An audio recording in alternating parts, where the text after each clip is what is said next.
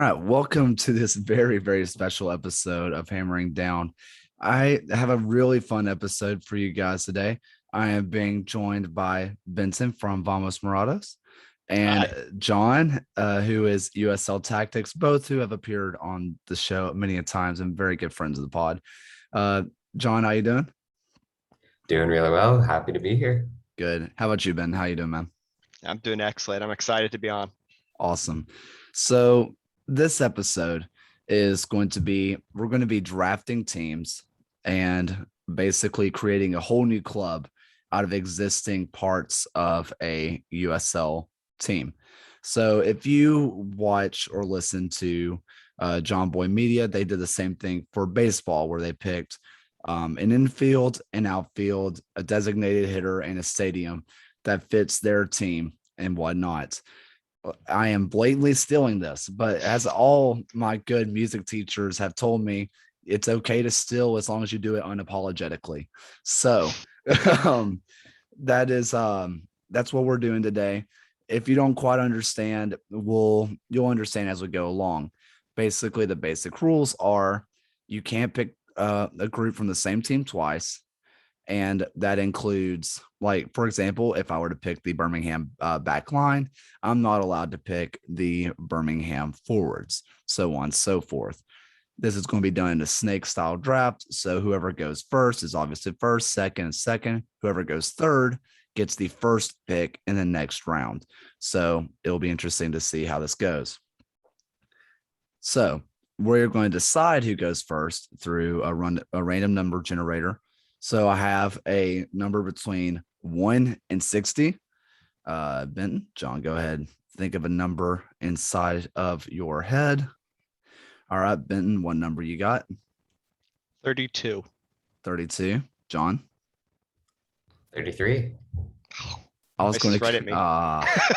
Yeah, Price is right at. I was going to go 17, but that also works. All right, generating. Whoever's closest to the number gets the decision. It is 27, so I think that would be Benton. Ooh. So, Okay. would you like to be the first pick, second pick, or the third pick with the wraparound?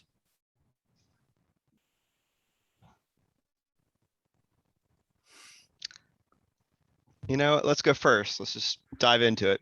Go first. I think next closest was John. So, what do you want? I will take second. You're taking the second. All right. That means I get the wraparound on this. So, with the first overall pick in this very random fantasy draft, Ben, who or what are you taking with one of one? I picked the very first spot for a very specific reason. I want to make sure that I was able to secure the Phoenix Rising attack. They have 2.24 expected goals a match, 2.28 actual goals a match. They have over 20 shots a game, which is the best in the league next to Louisville, which was just a little over 14, and 7.1 shots on target, all leading. And then they have 53 big chances created, second in the league. That was a surefire pick for me. So I want to make sure I got that one. Yeah, I'm happy I did. Yeah, it can't argue with that. I mean, it didn't Phoenix at the time of recording this just last night became the first USL team to clinch playoffs. So, I mean, definitely a beast of a team. So, yeah, I just gotta make sure I draft them some support as well. Got to be able to feed them service. True, very true. All right, John, who you taking with your first round pick? Well, a bit of bias here, but I think I'm going to be taking the Tampa Bay Rowdies defense. And that back three is maybe one of the best units in the league. I mean, Lasso, immense, wins about every header. Guillen, Scarlett, really good on the ball, really adept defenders. And obviously, they've just ended about a 900-minute streak of not giving up a goal. They're romping in their division. So feeling very, very good having that as the base of the team I'm building here. Yeah, that was going to be my one. I was really hoping that y'all wouldn't take it, but that was such an easy pick for me.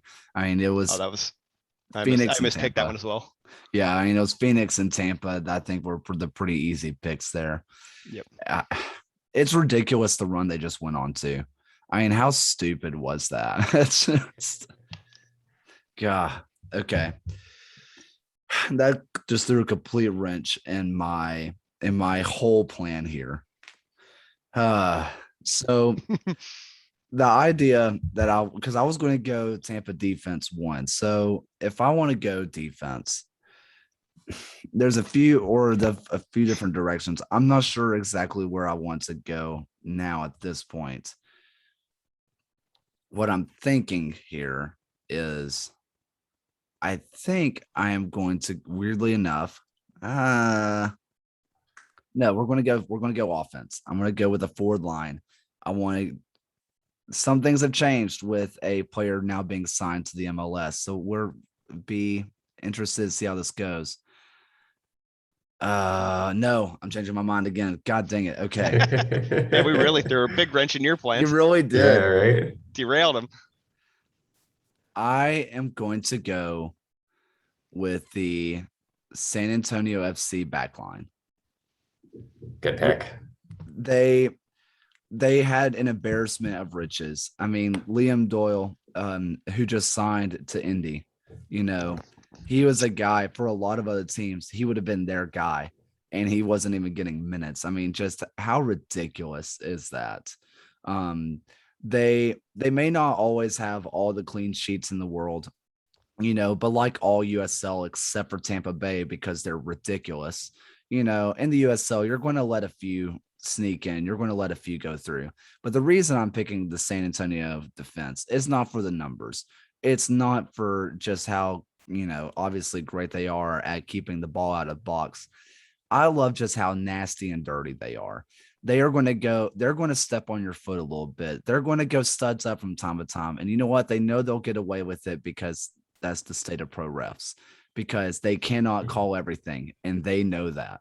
And I want a forward coming into the box who knows that if they don't get that shot off quick, they're going to have a stud into their shin, and there's nothing they can do about it. I like a little bit of the nastiness. So with that pick, I'm going San Antonio.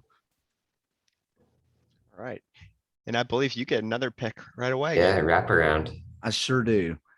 This one, I think I had to be biased. I think I have to. This is, my club, but it's hard to not go with the Birmingham forwards.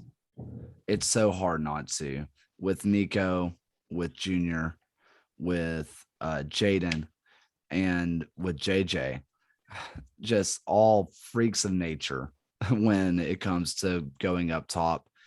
And you'll understand if I get my pick for stadium, you'll see how this works, because I think that they will fit perfectly in the stadium that I have in my mind for them.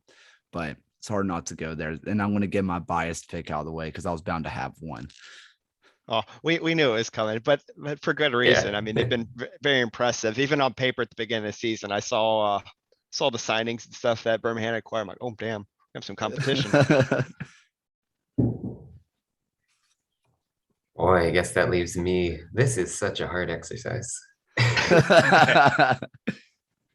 So just to get the thought process out there a little bit, I'm stuck between two midfields right now. And I think I am going to take the El Paso midfield. Yeah. So we're building a team that is going to be very capable in possession here. You got that Tampa back line, but then you got Richie Ryan, Dylan Mares, Sebastian Velasquez, breakout player of the year, Diego Luna, who's just dynamic for that team. So I'm feeling pretty good about that pick. Yeah, it's Richie Ryan, who might be one of the most unsung heroes in all. He's unbelievable. This, as someone who is on East Coast, and it's insane just how, East Coast USL versus West Coast USL. I feel like in the East Coast, we never hear about Richie Ryan except for a few mediums like your own, John, or maybe the few highlights that comes out of, the USL HQ. But we don't hear about this guy over here, and he is just insane. How he hasn't gotten called up to MLS pay is insane because he should be. But what a freak for El Paso. Damn. Yeah, no doubt. I'm glad that you did not pick my midfield, because that's what I'm going to go with next. And like Taylor, I'm going to flex my bias as well, and I'm going to go with the Louisville midfield. Was that your other one? Yeah. That was the other one I Okay. was looking at. Yeah, I was kind of fearful of that. So yeah, I mean, obviously there's some bias there, but I think there's some stats to back it up. I mean, third best possession in the league. I know possession doesn't translate into winning, but it can help cultivate an attack. Second most possession won in the final third. You got guys like Corbin Bone, Paulo de Piccolo, Tyler Gibson, and Jorge Gonzalez, who's hot, who can get hot and cold, but it's just such a lethal grouping of players there, especially Corbin Bone. I just think the world of his play, and we've surely missed him the past few matches that he's been out injured, but last night he just came in off the bench a little bit, so I'm hoping we could see him with more regularity. But yeah, again, there's some heavy bias there, but I think that they're going to be a solid selection for my team. Yeah, I mean, Louisville City, as they have been for the last 6 years now, is always an embarrassment of riches at this point. I mean, they find guys who are willing to come in for probably pay cuts and then just do it always. And this midfield is no exception. And this might be the most talented Louisville City midfield we have ever seen, which is really saying something considering the caliber of player who has made through, Louisville, Kentucky. Yeah. For me, it's just yeah, go ahead. I was gonna say, just think if we were able to retain Speedy Williams as well, Right. like how insane that situation would have been. I mean, he was a big loss. A lot of people were disappointed, but I mean, to be honest, like I think we have the next best setup that we could have without having somebody of his caliber. I mean, Tyler Gibson, I think, is a little bit of an unsung hero. Corbin Bones gets the praise that he deserves, but Tyler Gibson, I think he's been quietly excellent. Some of the stuff he does doesn't always show up on the stat sheet. Yeah. Yeah, it's just the intelligence of every single player in that unit where they work so well together. There's such a clear chemistry and organization to everything they do. Like it's a joy to watch at times. Mm-hmm. All right. So who's that? Is it you, Benton, again?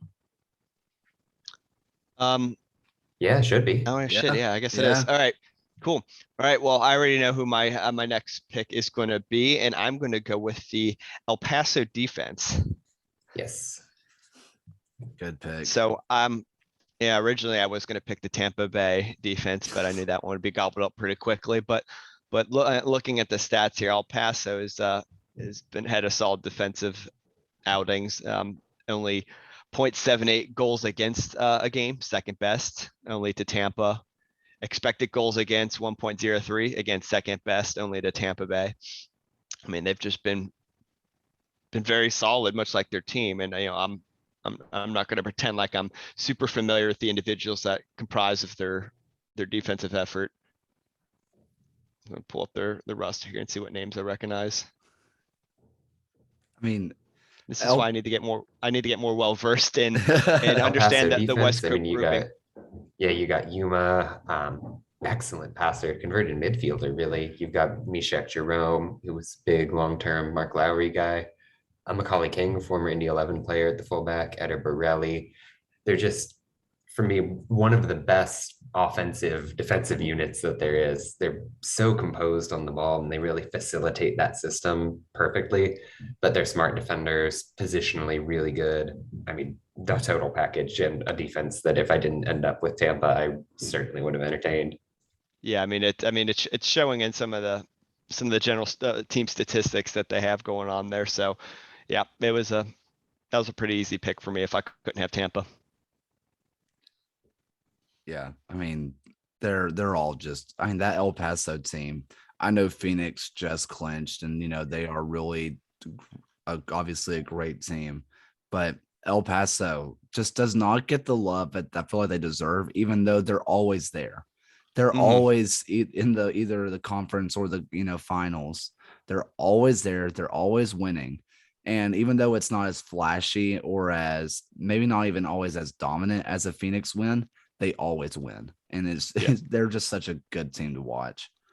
And I know this is a growing pains with the league and resources and whatnot, but I hope we get to see more and more cross-conference play so that some of these East Coast teams, the Birmingham Legions, the Louisville Cities, can experience and go up against these and have at least a little bit more context. Even, obviously it can't be a yearly basis thing, but I think that would help kind of get some respect and make it feel like one whole league versus kind of two separate leagues, USL East, USL West. But yeah, I would certainly like to be able to kind of see how they line up against some of the powerhouses in the East. All right, John, I think you are up next. Oh boy. Okay, so this one is a little bit of a subject for debate for me internally, but I'm going to go a bit off the map and take the Charlotte forward group. Okay. So Why? in their last 6 games, they've put up 15 goals, well over 2.5 per game, or exactly 2.5 per game, which, I mean, you couldn't ask for much better than that. And I think the story with Charlotte this season has been the accumulation of talent within that group as the season has gone on. You started fairly thin. I mean, still had guys like Irvin Para, Jake Ehrman, who are both excellent. Dane Kelly coming back in, Sylvain Marveau, who has the Newcastle Premier League pedigree, and they are just firing on all cylinders at this point. They're very fluid, very instinctual. And I think in front of this sort of possession-based group, that movement that you get out of these players, the ability to drop in, find those holes could play really nicely. So that's the pick. This is why I was excited to hear from you. I knew you would maybe perhaps at some point pull one out. I wouldn't have expected and have a very good rationale for it. I will say that I'm slightly ruining not taking Colorado Springs because Haji Berry, but the Galena loss is a little bit of a question mark for me at this point. Yeah. It's funny that you went with Charlotte there because I was looking at Charlotte for my midfield. I really liked the Charlotte midfield, but I just I couldn't pull the trigger for only one reason and one reason only: the Miami FC midfield. Yep. Speedy Williams, obviously, Forbes, it's a little misleading sometimes you have with Billy Forbes in the sense that you look at his FOB mob and his rating is like kind of low, but it really shouldn't be. I mean, the man's bagging goals, the man's getting assists. He stays out of trouble, which means he stays on the pitch, stuff like that. And he's played in, I think, every single match this year, which in a midfield position is everything. With as much wear and tear that comes in playing the midfield, Billy Forbes is an unsung hero. And again, a little bit of bias on my part because I do love the dude, but Bolu Akinyode might be one of the best midfielders in the USL. And if it wasn't for, like an Anderson Asidu, I would say that he is comfortably the best defensive midfielder in all of USL. And I think there's an argument for him to even be better. I mean, Bolu's insane. He is really the total package. Like, the defensive contributions are amazing. He's got a little bit of that box to box sort of energy to him that you wouldn't necessarily expect. Not that he's an overly offensive player, but within the context of that Miami side with the Speedy Williams, the Billy Forbes, Ariel Martinez is awesome. I mean, that's a good group. Yeah.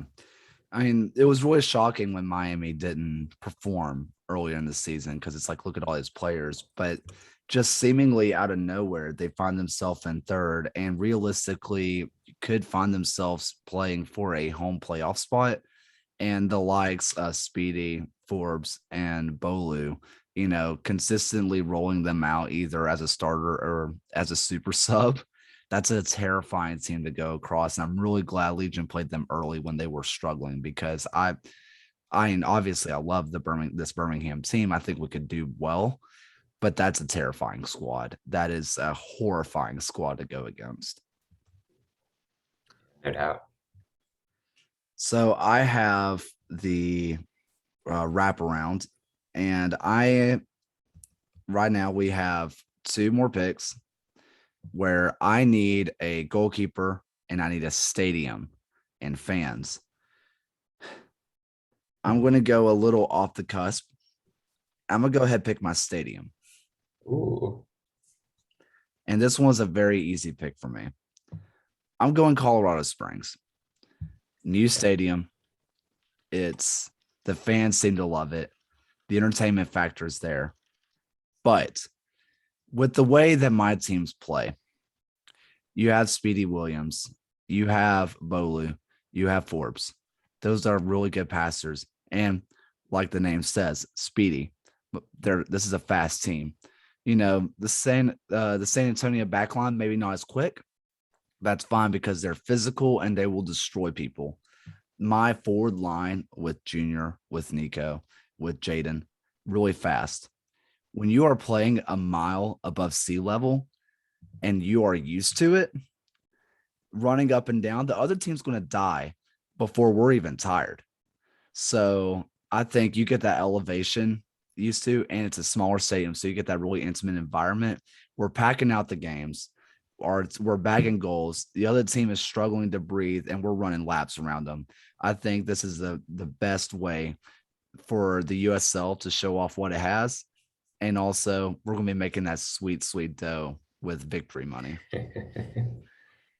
Louisville City got a chance to play there this season, and I was really impressed with their whole setup and between the stadium and the atmosphere, the fans. I didn't realize they had what they had until we faced them. So I think that was on my short list for the stadium pick.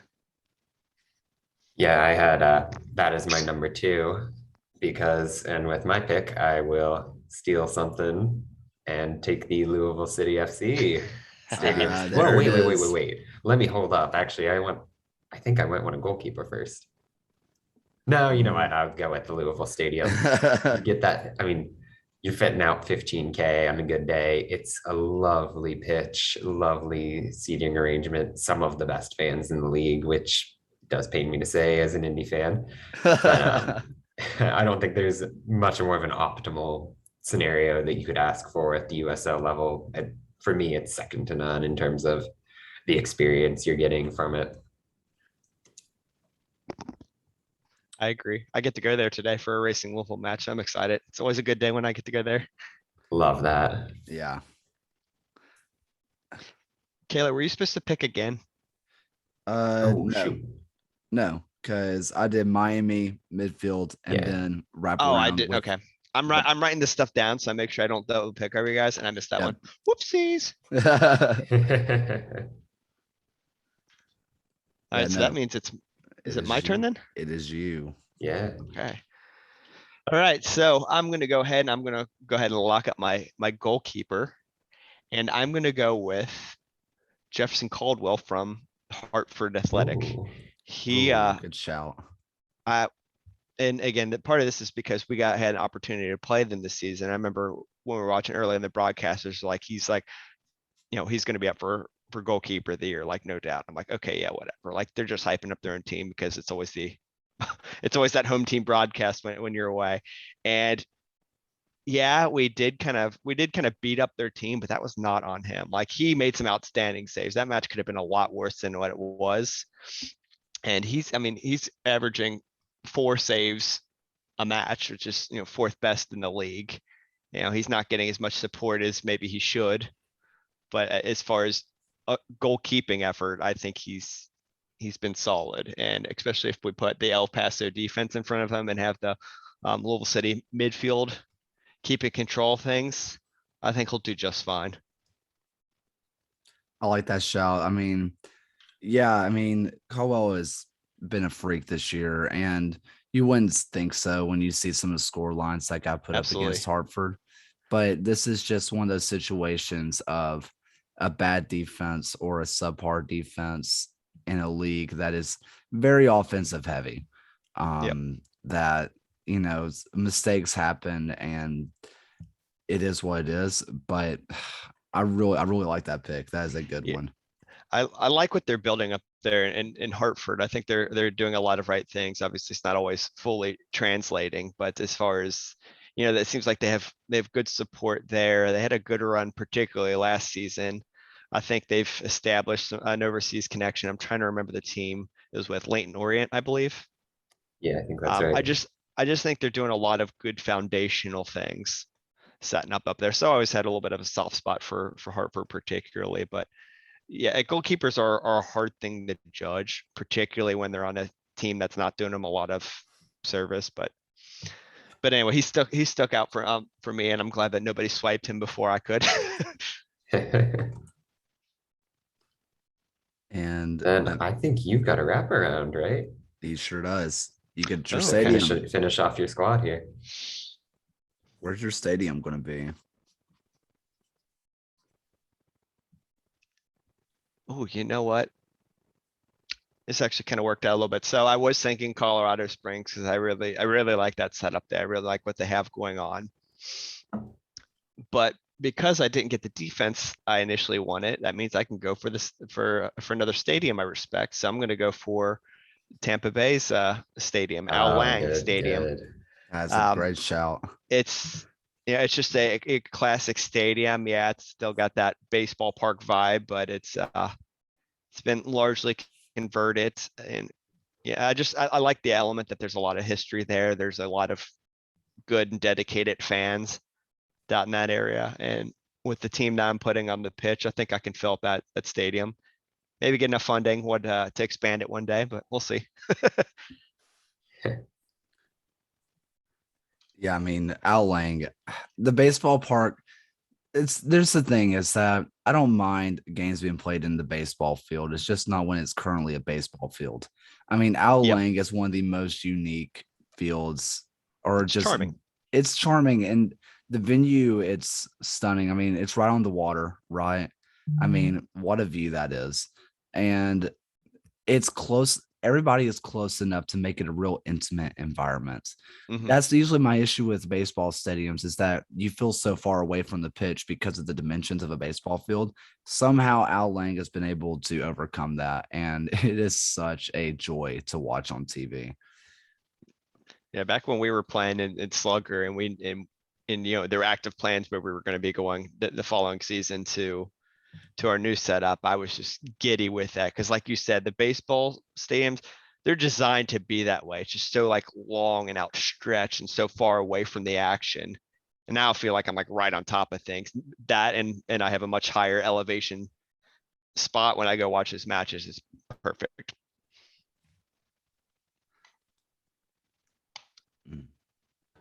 All right. Well, I guess that, leaves me with a pick here. And this is tough, but I think I'm going to go for a goalkeeper pick after your own heart here, Kaylor, and take the Birmingham unit. Yeah. I think Van Oyckel is obviously one of the stalwarts, really, of lower division goalkeeping. Spangenberg is an excellent backup behind him. So you've got that really good 1-2 punch if anything happens to your starter, and just get some good goalkeeping.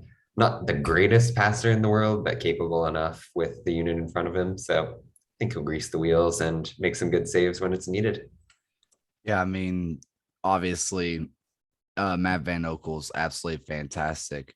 And for a guy who's getting up in age, I'm assuming in my mind that this is a long-standing team. This is not just a one and done. You know what I mean? And with Matt Van Okel, he is a coach. He is the goalkeeper coach at Birmingham. So he might be getting close to that retirement age and just taking over the goalkeeping. I mean, Spangenberg, I've talked to him a lot, whether on the podcast or like sending him text here or there, is a lot younger than a lot of people think because he's been around the block so long. I mean, if Spangenberg is your GK1, I think most teams are extremely happy with that. So yeah, that is a solid pick. Doesn't Van Okel have that nice beard and stuff going on as well? Yes, his hair. Bonus points there. You He's get got what the intimidation factor. you do have to deal with the fact that he might shave off the beard and just leave the mustache again. And what's his name?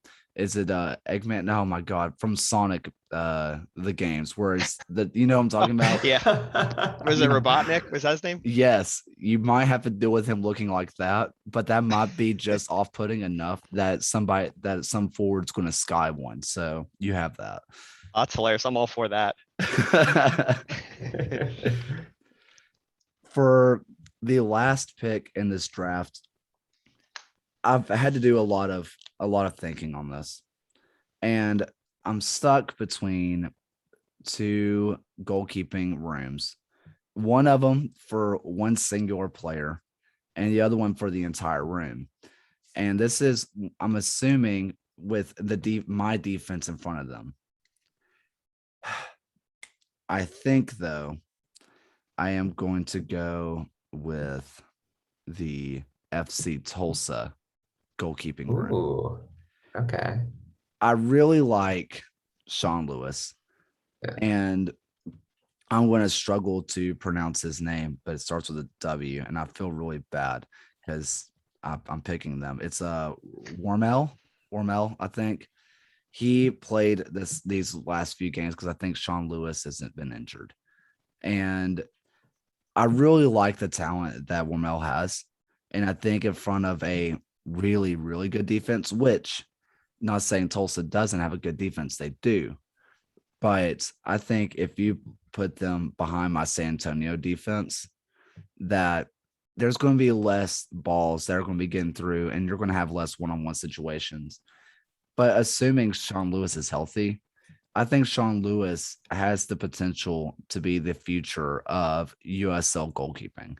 I mean, he has the talent for it.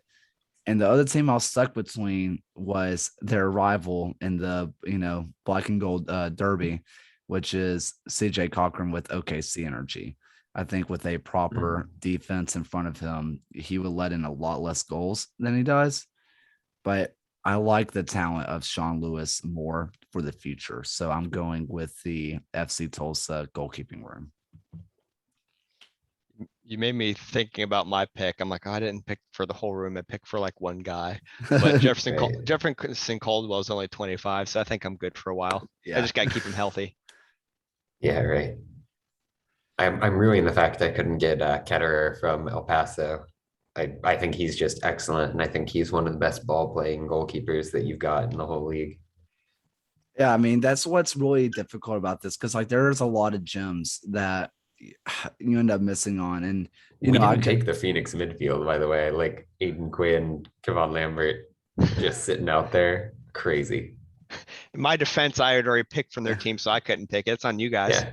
Yeah, well, I think that really, and just kind of talking about that, is that TLDR, there's a lot of talent in the USL, and I think it's really easy to say second division soccer US, there's not much there. But when you do little exercises like that, you realize, oh, you left out one of the best goalkeepers in the game, which I guess I could have taken him, but I totally did not think about it. Or the Phoenix midfield is just out there, It's like Cameron Lancaster and Haji Berry are just sitting out here stranded on an island, not getting picked. That's insane. Yeah. Yep. I mean, it's crazy. And the thing is, like, on another given day, this entire draft could go completely different, which is what's fun about this. Yeah. So just to run it down for the people who are listening, my team is the San Antonio defense. I got the Birmingham forwards. And then I have the Miami FC midfield. I have Tulsa's goalkeeper, and we are playing in Colorado Springs, a mile high. All right. Who did you have? What did your final end up being, Benton? So my final ended up being lead my attack is the Phoenix attacking group, followed by the Louisville City midfield. I have the El Paso defense in front of the Hartford keeper, Jefferson Caldwell. So I think a little bit of a diamond in the rough. Yeah, and then starting from the back, I guess, I'm running with the Birmingham goalkeepers with the Tampa Bay defense right in front, the El Paso midfield holding it down there, and then the Charlotte forward group. And of course, we're playing in Lynn Lynn Family Stadium is Lynn Family. yeah, You got it. yeah, out of Louisville. So the one that I'm a little surprised, and this is kind of a testament of maybe how quickly they have fallen, but imagine just last year or several years ago making one of these drafts without including a single portion of the Sacramento Republic. I mean, how they have fallen so quickly, which is really unfortunate because I really Yeah. like that team too. They've Yeah, got some good yeah. forwards, some good goalies, but just not enough for me there. But see, my pick was almost Sacramento for the stadium because I love that stadium. I mean, it is just a pretty place. That and another team that has a pretty good stadium, and this was going to be my backup because I knew Lynn Family was going to be taken. I thought that was going to be, except until I took Colorado, I thought that was going to be stadium number 1 taken, was going to be San Antonio. I mean, Toyota Field's just awesome. Yeah, they got a nice setup up there. There's another Yeah. team out west. I'm trying to forget. I'm trying to remember who it is. They got a nice little setup. Is it El Paso? El Paso's got the baseball field. No, okay, then I it's don't not know. that. Is it New Mexico? Maybe because Phoenix has a No. good Man. stadium. I can't remember. There's another one Could be sticking out. San I remember Diego watching possibly, recently. but yeah. I Yeah, I don't mean, know. there's a lot of good little setups out there, honestly. Mhm. The partially because it was hard for me to pull the trigger on it, but I was very, very close, and this really hurts me to say. I was very close to picking the Memphis 901 midfield. I mean, that one hurts, but Casado, Dakers, and if he's healthy, Roland Lamar, that's a brutal midfield if you roll across that, especially if it's like a midweek game. Like that is a brutal team if they're all healthy. Obviously, this year they haven't been great, especially with Lamar, who is probably well worth more than everybody else on their team combined. It probably was not cheap to get him there. But man, like that could be a really good midfield, which is what I said about Memphis from the beginning, is that their midfield and their attack is going to be good. Their defense is bad. I wish we could have exploited more of that last night.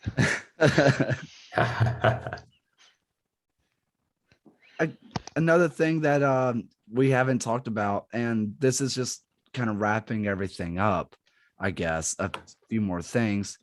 Indy didn't get taken. Nobody from Indy. Again, imagine Man, that. I'll jump on that just to say, like, it's not a great indie team right now. I think you could maybe make an argument for the defense, but I think they're a team with better coaching. A lot of their players would look a lot more attractive for this sort of game. I was thinking maybe about the Indy goalkeepers, not because of their output this year, but because of potential. Because I mean, Yeah. Bobby Edwards, Jordan Farr, and I can't something Dick. That's the only part I remember. Derek I Dick, remember he actually just got recalled by Columbus. that. Yeah, I mean this. I mean, they have potential, and that's really a big indie this year. Was they have potential, which is at the very beginning of the year, I said this is not the same indie team that people are going to be used to. They're not as good as what they used to be. But man, what a shock of them not being picked this year. Yeah, They're absolutely. one of those teams. I hope, they are our rivals, but I want them to rebound. I want them to be decent. I don't want to be one of those things where we just like beat up on them year after year. But I think they got a good infrastructure in place that, like John said, like if they get the right coaching there, then this could, maybe Watch hopefully out, be yeah. a blip on the radar. So I'm taking a look through everybody's like teams right now. And I'm struggling to see which team is truly a standout above the rest. I feel like I have to trust John with, all the numbers he has at his disposal and just how deep dive we are. But I'm looking at everything and it's hard to say that there's a team much better than Benton's right now with the Phoenix I agree. attack, Yeah. Louisville's midfield. I mean, Caldwell at the back. Where was your defense? Oh, you had El Paso's defense, and you're playing at Al Lang. I mean, it's hard to beat that setup. It's hard to imagine somebody's going to beat that.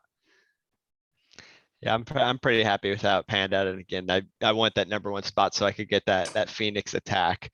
That Tampa Bay defense is very attractive, and I was kind of close to picking that one.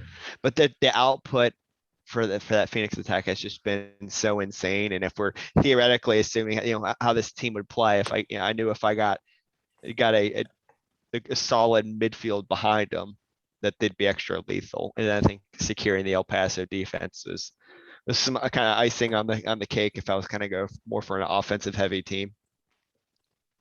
So I'm pleased. Yeah, and John, I mean, and starting it off with the Tampa Bay defense, I mean, good luck scoring. I mean, I get a lot of their defense help does come from their midfield as well. It's not just a backline and goalkeeper, you know, ran thing. I mean, their midfield is also very defensively sound. But yeah, good luck scoring or getting anything. You want to pass the ball, you want to have a high cross. Well, Forrest Lasso is like 7'8". Good luck. You know, the rest of the team is just, they're just nasty enough to just be absolutely brutal where they need to be, but they're also flexible enough that they can sometimes snuff things out in the midfield where they might push up a little bit farther and snuff something out before it even gets to the box, which is just really fun to watch. From there, where else did you go? You went El Paso midfield. Yeah. Okay. Great. We're going to have the back line or the goalkeeper distribute out to Richie Ryan and say, go forward, my son, go score. And, you know, they probably will. It's ridiculous. And then you have your Charlotte forwards who I thought that was a really good shout. It is a team that I think with a little bit, which is funny that I say this because I almost picked the Charlotte midfield, but I almost feel like the Charlotte midfield and the Charlotte forwards are great individually, but they weren't built for each other. And so if you put that El Paso midfield with that Charlotte forward line, that's a nasty team too. Yeah, I'm feeling really good about it. I think we're a super stout unit, one who can really possess the ball, but defend with a lot of confidence. There's a counterattacking element, certainly, especially with that attack and some of the dynamism you get from the midfield, tactical flexibility too, and playing at one of the best venues in the league. So I like what I got. I don't know if it's the strongest, but I'm happy with it. I think mine is probably comfortably the weakest side, but I'm selling tickets with a new venue. There's that. But I also think that I'm going to be showing a different kind of game that you're going to see than most teams in the sense of we're going to be a high pressing team with, you know, the speed that we have up top and in the midfield. I mean, it's a really good team. And say, you know, if we wanted, you know, run our 3-man back line with San Antonio and then maybe draw Bolu back as kind of a holding midfielder, you know, defensive midfielder role. But then everybody else just gets the full on press. But then the back line, I'm letting them play back because they're not that fast. They're not as fast as the rest of the team. It's going to be 7 players or 6 players on attack the whole time. And we're going to have 3 people chilling out back there. They're just catching their breath because the elevation that sucks. But I think that it's going to come to an interesting thing where we have the high press. We're going to force teams to make a mistake. But if they break through that line, you know, worst come to worst, we'll, you know, best come to best, let's say. They'll win the ball. We'll distribute it forward, lump it forward, you know, let Speedy get on the end of it, pass it to his Jamaican counterpart in Junior, and then his other Jamaican counterpart to Nico. And it's a goal's a goal's a goal. It all counts the same. Worst come to worst, San Antonio goes studs up on somebody, and the forwards are really afraid to get into the box again because they know their leg might be broken. So it's fine. I Didn't think about all the Jamaican connections that you Yeah, have. exactly. The whole reggae boys vibe going on there. I'm basically building the Jamaican national team to play in the USL. That's my goal. Well, I cannot thank you guys enough for joining. This was a fun little experiment to do to see how it ended up turning out. Looking it over, I feel like maybe it's a little bit East Coast biased, a little bit, but I still feel like our inclusion of like West Coast, I think it does show that there is still a lot of talent out there. So hopefully show that off to the people that are listening. So yeah, I really had a good time recording with you guys. Yeah, thank you very much for having us on. I thought it was a lot of fun. It was a fun thought experiment to go through. And yeah, I obviously do have an East Coast bias, but I'm hoping as the league grows, we see more of that kind of cross conference play, and then there maybe some of that will go away a bit. So before we let you go, I'm just a little bit curious. John, is Indy beating OKC today? No. Very quick. Call me back in a week and a half when you get Partita and Ledesma in there, maybe. But yeah, not today. All right. And so, Benton, if the Legion were to beat Charlotte today, we would only be 1 point behind Louisville City with 1 point or with 1 game in hand.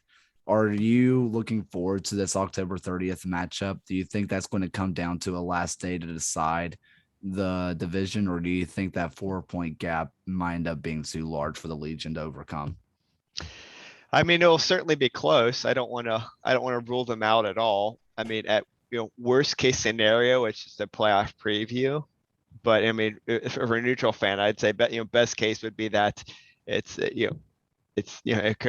could be a decider for that central division. So, going earlier in the season, I would have hoped that there would have been more of a gap there and it have been more of a playoff preview, but that might not be the case. So we'll see. I don't know. We're getting Corbin Bone back. I mean, he just came back mid-match last night. So I'm hoping with his inclusion back in the squad, maybe we can get a few more wins that we might not have otherwise gotten without him. But again, it's still very road heavy last half of the schedule. So we'll see. And exciting. Yeah. Last question for you both before I let you go. Who's winning it all this year?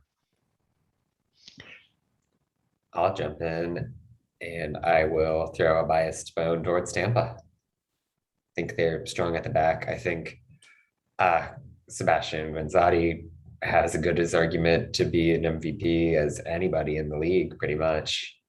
And I think that the technical staff behind the scenes does a really fantastic job. I mean, this is a stacked team. Bias. There's competition, but yeah, no bias at all. Yeah. But I really do think that they're a good shout there. Yeah, I'm gonna say Phoenix. I know that Phoenix and Tampa met earlier in the season. Tampa got the better of them, but I think this Phoenix team probably has a chip on their shoulder for never quite getting there and getting that job done and winning a star. So that attack is just something crazy. So I would love to see those two clash again. Rebuilt their back line since then on the down low, and they've gotten so much more chemistry with the new signings. That's an intimidating side. Yeah. So I mean, I would love as a fan of soccer, I would love to see Phoenix and Tampa play again, but I obviously have a lot of bias where I don't want that to happen, where maybe it's a Louisville City and Phoenix or Louisville City and somebody lesser that they can beat. But yeah, I'll go with Phoenix on that one. I mean, as a soccer fan, I'm just like, oh yes, I want to see Phoenix and Tampa Bay. I mean, I think that would just be so much fun. But I think a fun matchup, if we could see it, would be if we could watch El Paso and Louisville City face off. I think that would, seeing those midfields clash would be amazing. But I love the thought of playing of a strong team we've not yet lined up against before. I love that idea. Well, cannot thank you guys enough. go follow these guys' social media. I mean, Ben does Vamos and Rados at Purple SDF, I do believe. That's correct. Go follow him. I mean, really great stuff. Check out the website. And speaking Absolutely. of websites, shameless plug for my man John. Just rolled Yeah. out a new update to the at USL Tactics website. Go check out his Twitter account. Always posting stuff with the USL show and some independent stuff as well. Absolutely great work that John does. And maybe he doesn't post a lot of Tampa Bay stuff, but like he said, he has a little bit of bias and he may or may not have a role there. So if you're a Tampa Bay fan listening to this, he doesn't hate you. He actually really loves you.